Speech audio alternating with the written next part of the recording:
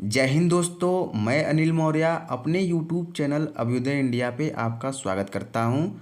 दोस्तों, जैसा कि आप जानते ही होंगे, 6 फरवरी 2023 को सुबह करीब 4 बजे तुर्की में भूकंप आए थे और उस भूकंप की जो तीव्रता थी 7.8 थी। ठीक है, ये दोस्तों काफ़ी विनाशकारी भूकंप होता है।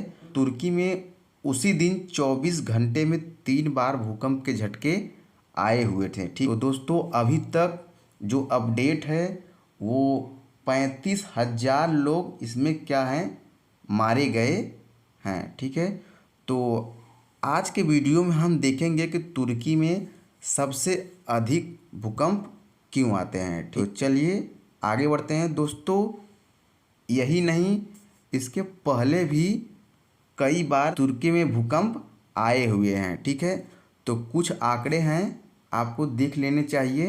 1939 में दोस्तों भूकंप आया था और इस भूकंप में 32,700 लोगों की जानें गई थी। ठीक है, वहीं 1999 में 18,000 लोगों की मृत्यु हुई थी। 2011 में 600 लोगों की मृत्यु हुई थी। ठीक है, तो आज की वीडियो में वही हम लोग देखेंगे कि तुर्की में इतने सारे भूकंप क्यों आते हैं। तो चलिए आगे बढ़ते हैं हम। तो सबसे पहले दोस्तों देख लेते हैं कि भूकंप जो होते हैं वो टेक्टोनिक प्लेटों के कारण ही आते हैं। जब टेक्टोनिक प्लेटों में गति होती है तो उन्हीं के कारण जो भूकंप आता है। तो देख लेते हैं कि टेक्टोनिक प्लेट होती क्या है। दोस्तों आपको पता होगा, देखिए ये हमारी पृथ्वी है। ठीक है, ये हमारी पृथ्वी है और पृथ्वी के अंदर जो होते हैं दोस्तों 4 प्रकार के लेयर होते हैं। ठीक है, तो सबसे जो निचला लेयर होता है वो उसको कहते हैं इनर कोर। ये देखिए, ये है, ये इनर कोर है दोस्तों। इसका जो टेम्परेचर होता है सूर्य के टेम्परेचर के समान ही होता है। ये काफ़ी हीट होता है। ठीक है, और उसके ऊपर दोस्तों ये वाला जो है, ये वाला है आउटर कोर। ठीक है, और ये जो वाला रेड कलर का है ये हमारा क्या है, मेंटल। ऊपरी जो सतह होती है दोस्तों, ये हमारा इसको कहते हैं क्रस्ट। ठीक, तो जो ये क्रस्ट होता है मेंटल और जो ये क्रस्ट होता है ऊपरी भाग, ठीक, इनमें ही होता है टेक्टोनिक प्लेट। ठीक है, तो आगे देख लेते हैं हम। ये देखिए, ये सब क्या है, टेक्टोनिक प्लेट ही होती हैं। इन टेक्टोनिक प्लेटों के गति के कारण ही भूकंप आते हैं। ठीक है, जैसे देख लीजिए, ये जो 2 प्लेटें हैं आपस में दूर जा रहे हैं। ठीक है, ये देखिए, ये इस तरफ जा रहा है, ये इस तरफ जा रहा है। तो ये जो 2 प्लेटें हैं आपस में दूर जा रहा है। ठीक, जब प्लेटें दोस्तों दूर जाती हैं तो क्या होता है, यहाँ से जो लावा वगैरह होता है तो ज्वालामुखी इसी कारण प्लेट की गति के कारण ही निकलता है। ठीक है, तो दोस्तों ज्वालामुखी भी जब फटता है तब भी भूकंप आते हैं। और दोस्तों जब प्लेटें आपस में टकराती हैं, जैसे यहाँ पे हो गया और यहाँ पे, ठीक, गति करती हैं तो टकराती हैं, तो इसी कारण दोस्तों पर्वत जो होता है वो पर्वत बनते हैं। ठीक, ऐसे ये इधर टकराएंगे और ये इस तरफ टकराएंगे तो ये ऊंचाई धीरे धीरे बढ़ती जाएगी। जैसे भारत का जो एरिया है लद्दाख वाला, ठीक है, लद्दाख और हिमाचल प्रदेश के जो हिमालय की जो श्रेणियाँ है इसी प्लेट की गति के कारण होता है। ठीक है, प्लेटों के इस प्रकार की गति के कारण ही पहाड़ हिमालय श्रेणी बनी हुई है। ठीक, और दोस्तों एक प्रकार की और गति होती है जो ये देखिए इस तरफ जा रहा है और ये इस तरफ आ रहा है। तो इसके कारण भी, मान लीजिए ये 2 प्लेटें हैं तो इसके कारण भी भूकंप आते हैं। ठीक है, तो ये प्लेटों की क्या है, गतियां हैं। ठीक है, प्लेटें अंदर से गति करती हैं। इसे भी देख लीजिए तो आपको समझ में आएगा। ये हमारे पृथ्वी है। ठीक, पृथ्वी का ऊपरी सतह है। ठीक है, ये देखिए पृथ्वी का ऊपरी सतह है और ये देखिए जो प्लेटें हैं दूर जा रही हैं तो इसी से होकर लावा निकलेगा। ठीक है, जैसे देखिए यहाँ पे, ये देखिए ज्वालामुखी है। ठीक, यहाँ ज्वालामुखी है तो यहाँ से होके ज्वालामुखी निकलता है, ठीक है। तो जब ज्वालामुखी भी दोस्तों निकलता है तो भूकंप आ जाता है, ठीक। और एक दूसरे से प्लेटें जब टकराती हैं, देखिए यहाँ पे जब टकरा रही हैं तो ये जो पर्वत श्रेणी बन रही है। अब हम दोस्तों समझते हैं कि तुर्की में भूकंप क्यों ज़्यादा आते हैं, ठीक है। तो सबसे पहले दोस्तों देखिए, ये जो वाइट कलर की लाइनें हैं, ठीक है, ये जो वाइट कलर की लाइनें हैं ये सब तुर्की का एरिया है, ठीक है। यहाँ पे यहाँ से देखिए ये सब क्या है, तुर्की का एरिया है। ये इतना क्या है, तुर्की है, ठीक है, तुर्की का एरिया है। और तुर्की का सबसे ज़्यादा जो भाग है वो एनाटोलियन प्लेट पे है, ठीक है। ये देखिए यहाँ से लेकर ये जो है ये एनाटोलियन प्लेट है, ठीक है। ये क्या है, एनाटोलियन प्लेट है, ठीक है। यहाँ देखिए एनाटोलियन प्लेट लिखा है। तो ये जो आपका जो ये रेड कलर से यहाँ बता दिए ये क्या है, एनाटोलियन प्लेट है, ठीक है। तो तुर्की का सबसे देखो ये इतना सारा भाग है, तुर्की ही है, तो इतना सारा भाग क्या है, एनाटोलियन प्लेट पे है, ठीक है। सबसे मैक्सिमम भाग जो है एनाटोलियन प्लेट पर है, ठीक है।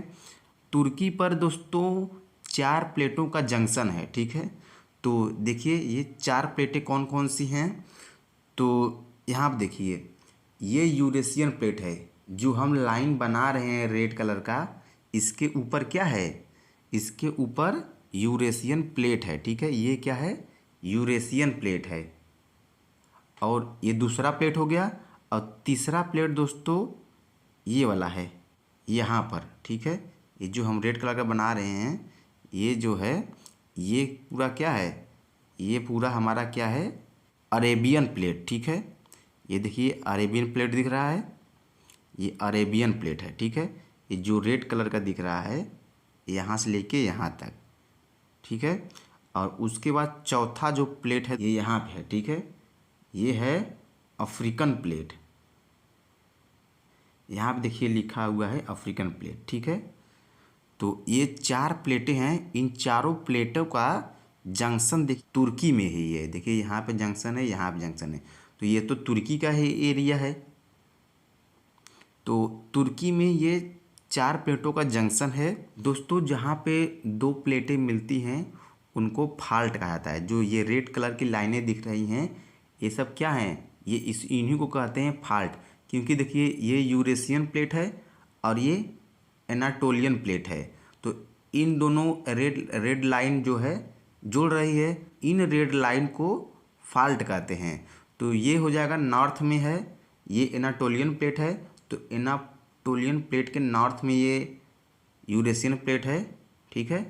तो इसे नॉर्थ एनाटोलियन फाल्ट कहते हैं, ठीक है। इस लाइन को रेड कलर का जो लाइन है इसे नॉर्थ एनाटोलियन फाल्ट कहते हैं।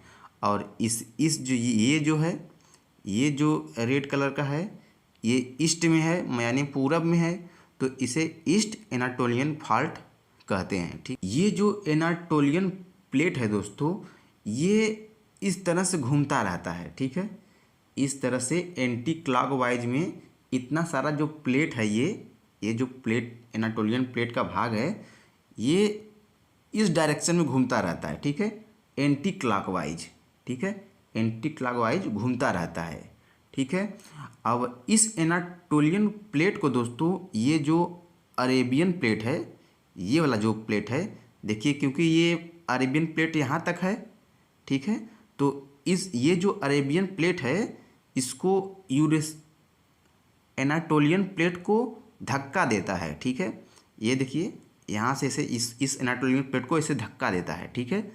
ये एनाटोलियन ही प्लेट है, तो अरेबियन प्लेट जो है एनाटोलियन प्लेट को धक्का देता है। और जब ये धक्का देता है तो ये यूरेशियन प्लेट, देखो यहाँ पे यूरेशियन प्लेट है, यहाँ तक एनाटोलियन प्लेट है, उसके बाद तो यूरेशियन प्लेट होती है, तो यूरेशियन प्लेट से टकराती है, ठीक है। तो यूरेशियन प्लेट से जब टकराती है तो इसी कारण दोस्तों तुर्की में भूकंप आता है, ठीक है। तो आप समझ गए होंगे कि भूकंप क्यों आता है, ठीक है।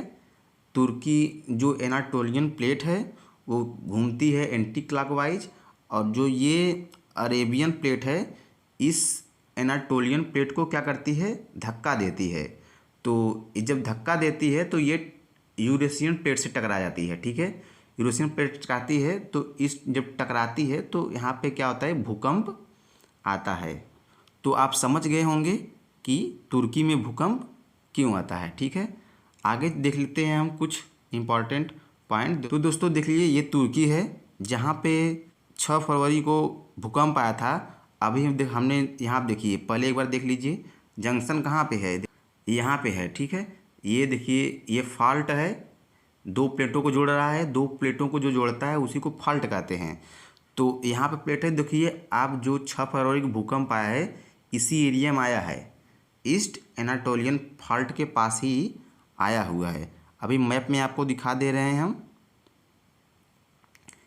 ये देखिए ये तुर्की है हमारा, ये तुर्की का एरिया है, ठीक है, तुर्की का एरिया है। और ये देखिए आप न्यूज़ में सुनते होंगे कि सीरिया में भी भूकंप आया, तो ये देखिए सीरिया है, ठीक है। सीरिया का ही कुछ भाग जो है वो भूकंप की चपेट में आया हुआ है, ठीक है। तो यहीं से होके देखियो जो एनाटोलियन फॉल्ट है, ईस्ट एनाटोलियन फॉल्ट यहीं से होके जाती है, ठीक है।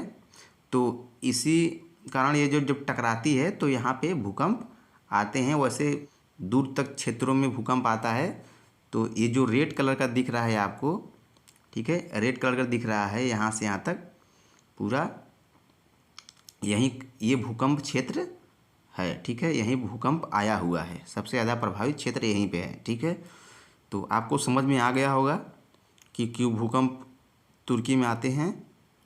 अब दोस्तों हम महत्वपूर्ण पॉइंट को देख लेते हैं। विश्व का सबसे शक्तिशाली भूकंप 22 मार्च 1960 को आया था। और ये दोस्तों चिली एक कंट्री है, इसकी तीव्रता दोस्तों 9.5 थी, ठीक है। और विश्व का दूसरा सबसे शक्तिशाली भूकंप जो आया था 28 मार्च 1964 को आया था, ये अलास्का में आया था, ठीक है। ये अमेरिका का ही एक स्टेट है, ठीक है, कनाडा के बगल में है। और इसकी तीव्रता दोस्तों 9.4 थी। दोस्तों जो भूकंप की तीव्रता है रिक्टर स्केल के पैमाने पर मापी जाती है, ठीक है। और रिक्टर स्केल पैमाने का जो आविष्कार है दोस्तों चार्ल्स रिक्टर और बेनो गुटेनबर्ग ने मिलकर किया था 1935 में, ठीक है। चार्ल्स रिक्टर के नाम पर ही उसके पैमाने का नाम रखा गया है, ठीक है, रिक्टर पैमाना। अब दोस्तों देखते हैं कि मतलब भूकंप की जो तीव्रता होती है, कितनी तीव्रता पे कौन सा नुकसान या क्या होता है, ठीक है। यदि दोस्तों 0 से 1.9 तीव्रता है तो ये जो तीव्रता है दोस्तों महसूस नहीं हो पाती है, ठीक है, हमें महसूस नहीं हो पाती है। यदि वहीं दोस्तों 2 से लेके 2.9 तक तीव्रता रहेगी तो क्या होगा, हल्का सा कंपन महसूस होगा, ठीक है, हल्का सा कंपन महसूस होगा। और यदि 3 से लेके 3.9 है तो जैसे आपके पास ट्रक गुजरती है आपको कंपन महसूस होता है, वैसा कंपन महसूस होगा यदि 3 से 3.9 हो भूकंप की तीव्रता, ठीक है।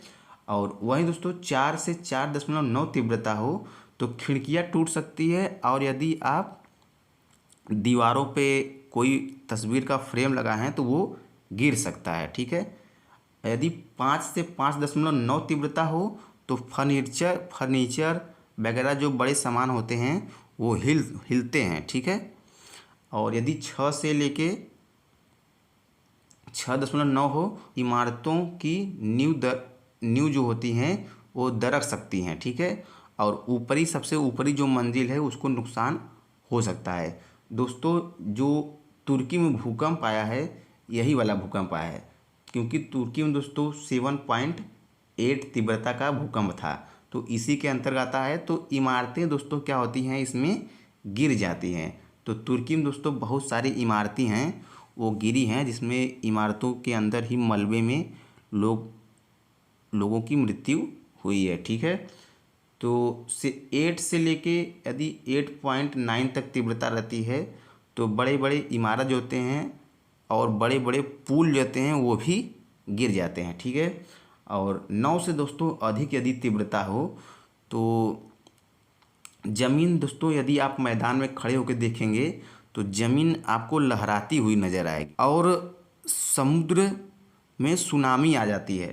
दोस्तों भूकंप के कारण ही सुनामी आती है। तो दोस्तों आपको पता चल गया होगा कि तुर्की में भूकंप क्यों आते हैं। यदि वीडियो दोस्तों पसंद आया हो तो लाइक कीजिए, चैनल को हमारे सब्सक्राइब कीजिए। Thanks for watching this video.